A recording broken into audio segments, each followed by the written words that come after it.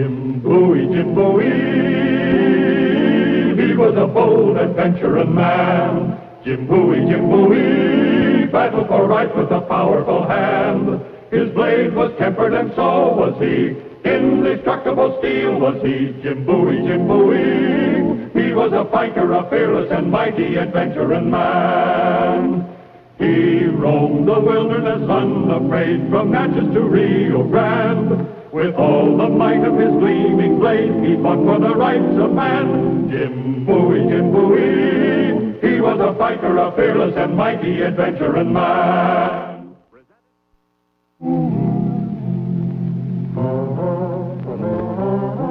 In 1829, reports of strange and disquieting events in Louisiana reached the desk of Andrew Jackson, newly elected President of the United States. What he did about them was soon felt by the Cajuns and by his friend Jim Bowie.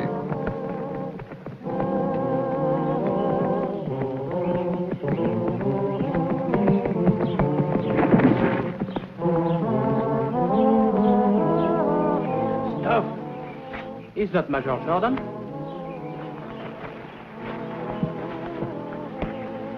He is Jim Bowie. Bowie? Jim Bowie?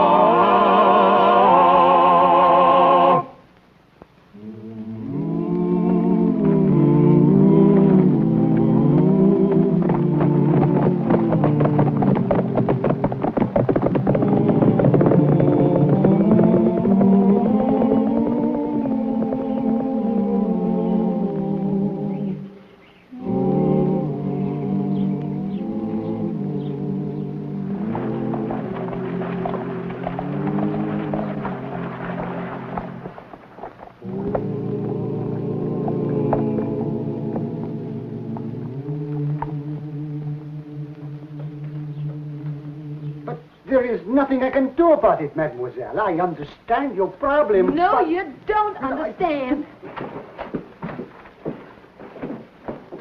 Oh, monsieur. Hi, Jack. Say, I'm supposed to meet a Major Jordan here. Has he arrived yet? No, monsieur Bowie. Oh, well, when he does, let me know, will you? Oui, monsieur. Thank you. Pardon me. Are you Mr. Jim Bowie? Well, yes, I am, miss. I'm Madeline Perwan. My papa owns a plantation on the Delta. Oh? I'm just visiting my Uncle Henri up here, and one of my cousins came down with the mumps. I think she did it just to tease me. She's always been jealous. Anyway, I wasn't able to leave as soon as I planned, and I'm in trouble, terrible trouble. Well, dog my cat. I probably shouldn't ask you, Mr. Bowie, but Papa wouldn't mind, and I've heard enough about you to know you're a brave Southern gentleman Thank you. who wouldn't turn his back on a lady in distress. So I will ask you, Mr. Bowie, I absolutely must be in New Orleans by 8 o'clock on the day after tomorrow. Well, I'm afraid that's not possible, miss. You see, there's been trouble on the road for weeks. Even the stage is not running. But if you'd act as my escort, I'm sure you could get my carriage through safely. No, I'm sorry. I'm on my way home. I haven't been home in months. Besides, it's too dangerous. But it's a matter of life and death. Whose life and death? Mine. They're holding the governor's ball. And if I don't show up, you know what they'll say? No. The other girls will say that I didn't have a new dress, but it's a lie. Papa, I had one sent all the way from Paris, and it's a dream. It's blue silk with a tucked-in waist and little bows on... Miss, are you asking me to sit in the saddle for 48 hours, to ford the rivers with a carriage, to fight outlaws, to risk my life, just so you can get to a dance in a pretty dress? But it's not just a dance. It's the governor's ball. Oh. And I'll just die if I don't get to go. Then you better start dying, miss, because I'm going home. Now, if you'll excuse me, I got a pressing appointment of my own. That's also a matter of life and death. The appointment's with a great big beefsteak, and the life it'll save will be my own. But, Mr. Bowie, those outlaws won't hurt you. You're so brave and famous. I'm not that brave and famous, miss. Jim Bowie, are you actually running from a pretty girl? Not running, Major, stampeding. Jim, I want you to meet my son, Pat. Howdy, Pat. See about a room for the son. Mr. Bowie, sir, you are not a true Southern gentleman. Miss, you may have decided that I'm not a gentleman, but remember, you're a lady. Major?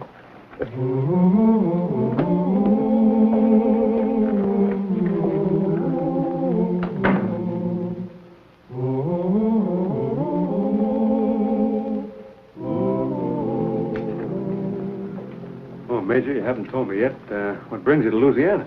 I came here to see you, Jim. I need your help. What do you know about the Cajuns? Oh, not much.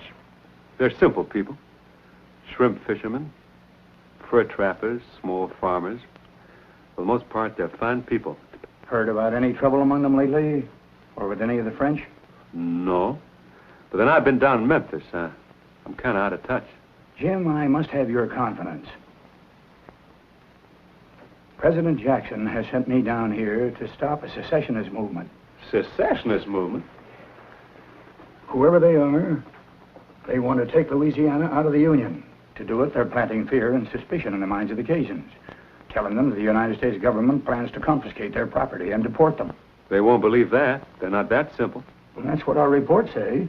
Louisiana's been American for 25 years. Been a state for, well, since 1812. They were deported once before, you know, from Canada. Well, there's something strange about this. Who are the leaders? You don't have to get involved, you know, Jim. I'm already involved. I live here.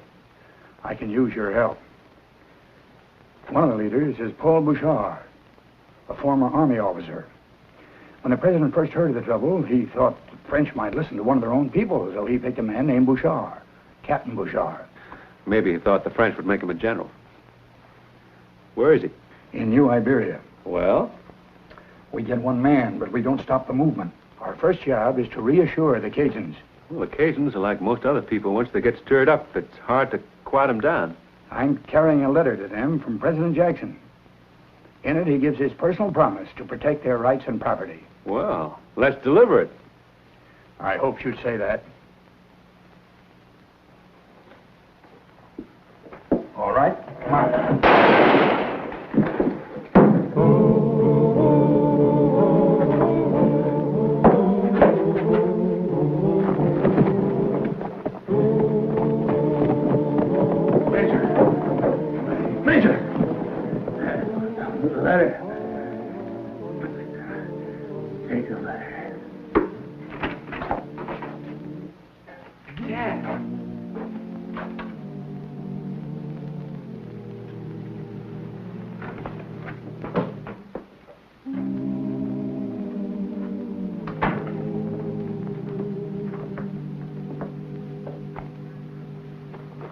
Ready to go, Pat? I'm going to try to carry out your father's mission. I got 2 scores to settle with Bouchard. Your father was my friend, and Louisiana's my home. Did you find the letter?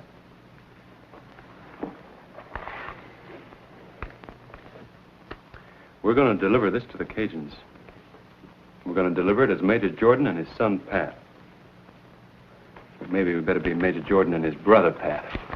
But how can you impersonate my father? They know he's dead. Only Bouchard and company know that. They can't expose us without implicating themselves, do you see?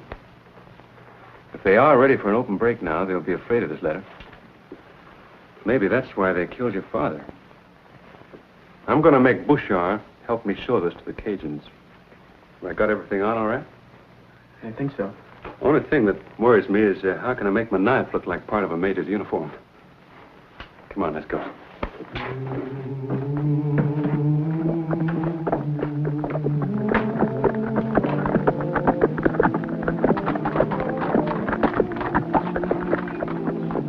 There's a friend of mine works here. I want to see him.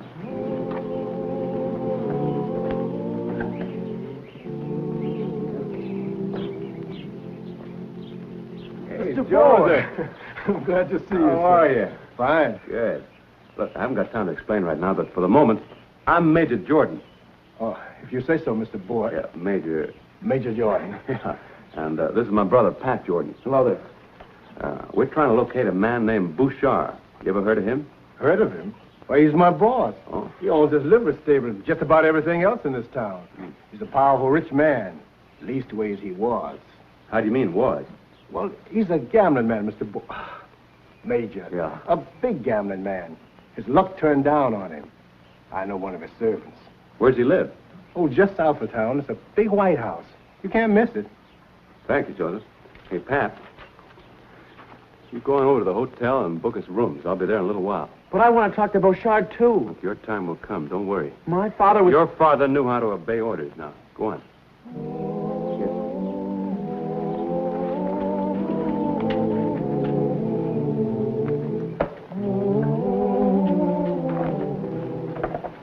you, Joseph.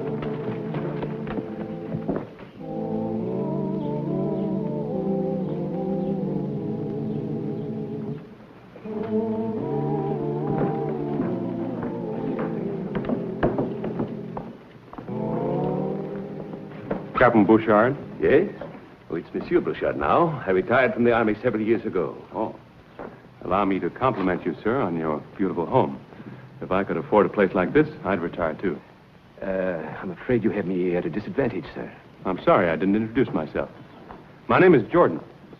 Who? Major Owen Jordan, United States Army. I'm honored, Major. Won't you be seated? Thank you, monsieur, but I'm in a hurry. What can I do for you? President Jackson has told me that you are familiar with the secessionist movement in this area. Familiar with it? Didn't you investigate it for him? He said that you did. Oh, of course. But I found out it was only a tempest in a teapot. You may be right, monsieur, but I've been sent here to make sure. Then tell me in what way I can be of service. I have the honor of bearing a personal message from the president to the Cajun people of New Iberia. And since you are a former Army officer and a leader of the community, he hoped that you would help me arrange a meeting with them so I could talk to them. I'd be glad to do that, Major. But you know, the Cajuns live back in the bayous, and it takes time to get them together. Then I will wait to hear from you, monsieur. The president has told me that he has a high regard for you and that I can depend on you. Oh, thank you. Good day, sir. Major, as you see, I am having a party tonight, and I would be honored if you would come. Well, that will be my honor, sir. Thank you. Until tonight, then.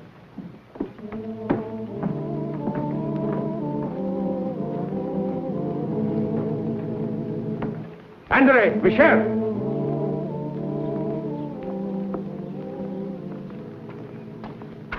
I just had a visitor, Major Owen Jordan. Jordan? Oui.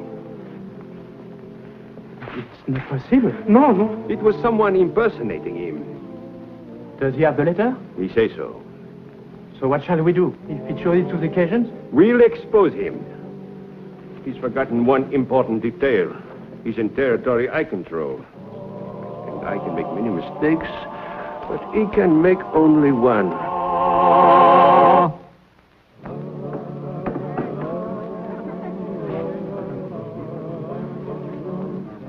Ah, Major. I see you and your brother have met my most charming friends. We surely appreciate their company, Mr. Bouchard. Did the Major tell you that he is a personal aide to President Jackson? You're too modest. Well, ma'am, I'm not actually a presidential aide. I'm on assignment to the Secretary of War. Then you must work with the new Chief of Staff, General... Yes. Who is the Chief of Staff, Major? General Scott and my brother are very good friends. Tell me more about Mrs. Jackson, Major. We've heard so much about her. Well, I'm sure that not everything you heard is true, ma'am. But there are some very uncomplimentary stories about her. Are they true? Well, I don't know what you heard, ma'am, but this much I do know. The president loves her. She makes him a good wife and a beautiful first lady. Well, now, look at this. I just won't know a single soul here, Uncle Henri. I just don't know how I'm going to get my program filled. Oh, Eloise. Well, ladies, if you'll excuse us, we've had a hard ride today, and we have to be going. Oh, must you go so soon? The party's just beginning. Good night, ladies. Good night. Monsieur Bouchard. Excuse us, please. Uncle, I want you to meet my good friend Eloise and her brother from New Jersey. Excuse me. It's my uncle. What you doing now? Is she still there? Yes. She's not looking, though. Good, now's our chance. You get the horses ready. Right. Mademoiselle, I want you to meet my honored guest. But I know Mr. Bowie. Bowie? But this is Major Jordan. No, it isn't. It's Mr. Jim Bowie. Surely you must have heard of him. Miss, I think you're making a mistake. What happened to the real Major Jordan, monsieur? Why, he's dead. He was murdered in Natchez. The situation is clear. This man is an imposter and probably a murderer. Seize him. Search him, Andre. Ladies and gentlemen, listen to me. Don't let him have that letter. Take him away. Please, now, listen to me. This man Bouchard is responsible for the death of Major Jordan. Take him away. Take him away. Don't believe him, you people. Did I say something wrong? No, my dear.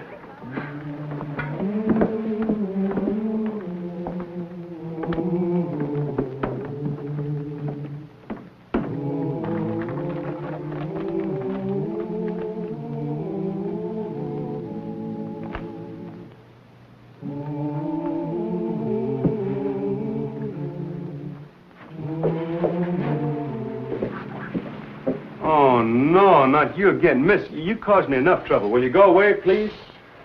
I came to apologize. Pat told me what I did. I'm awful sorry. I'm not always so stupid.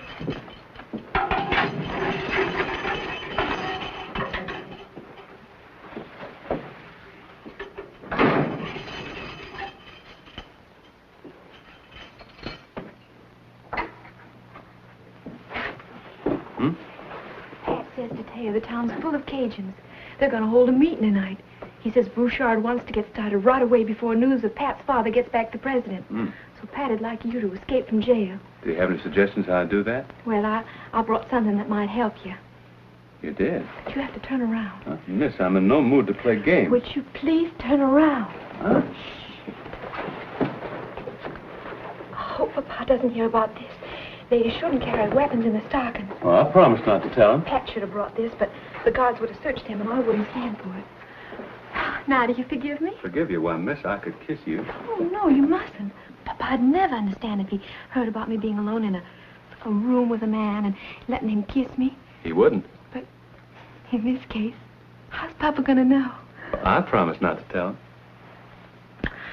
Well, now I better be going so you can start escaping. You make it very simple.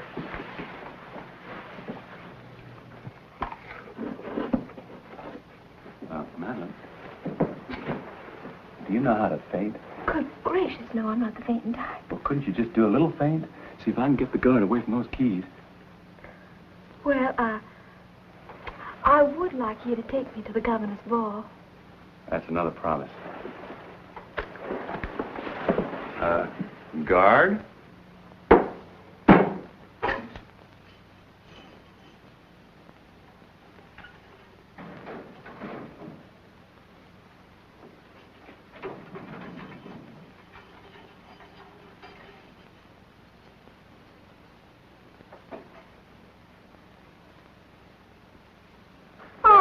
Something wrong, Missy? I think I'm going to faint. Oh, that's too bad.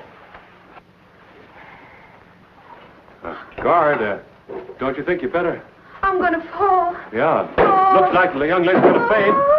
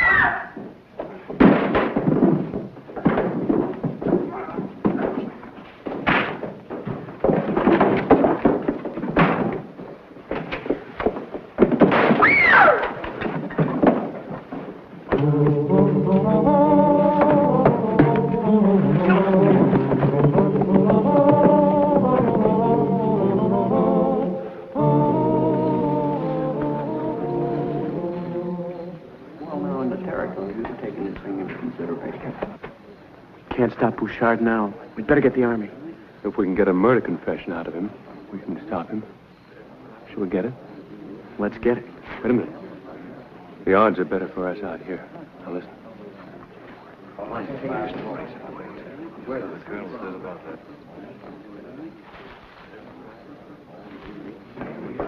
Baton Rouge. Cheru.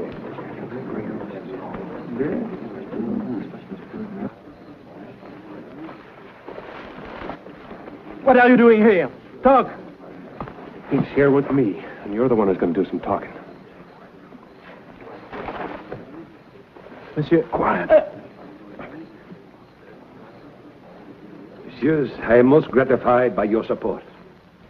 Your contributions have been most generous. But what is more important is this proof of your love of France. Napoleon betrayed our beloved country when he sold Louisiana. The time has come at last when we can get it back.